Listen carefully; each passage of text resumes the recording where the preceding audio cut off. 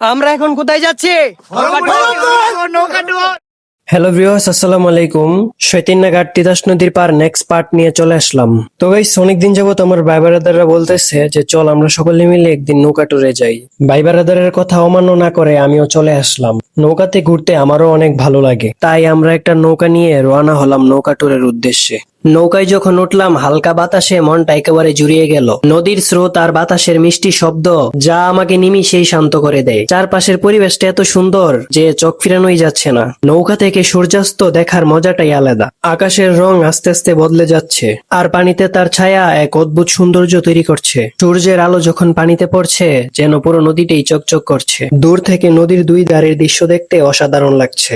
নদীর বুকে ছোট ছোট ঢেউ আর দূরে কিছু নৌকার আনাগোনা। এক কথায় মনোমুগ্ধকর। কথাতেই আছে, মানুষের জীবন নদীর মতো, কখনো জোয়ার কখনো বাটা, কিন্তু মূল লক্ষ্য একটাই, সামনের দিকে এগিয়ে যাওয়া। আমি হয়তো সপ্তাহে প্রতিদিন ভিডিও দিতে পারি না, সপ্তাহে 1-2টা ভিডিও দিই, কিন্তু আপনাদেরকে নিয়ে আমি অনেক দূর এগিয়ে যাওয়ার আমার স্বপ্ন। এই স্বপ্ন পূরণ হবে শুধু আপনাদের সাপোর্ট এবং ভালোবাসা পেলেই। আমাদের এই তিতাস নদীতে কেউ মজুত করে বালু, কেউ মজুত করে মাছ।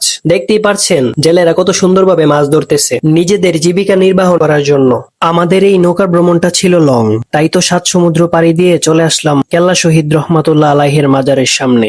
এখানে প্রতি বছর আগস্ট মাসে বেশ বড় পরিসরে উরুস অনুষ্ঠিত হয়। যারা যারা আমার ভিডিও দেখেন কিন্তু আমার পেজটা ফলো করেন নাই, তারা আমার পেজটা ফলো করে দেন। তো আজকের মতো এখানে বিদায় নিচ্ছি। সবাই ভালো থাকবেন। আসসালামু আলাইকুম।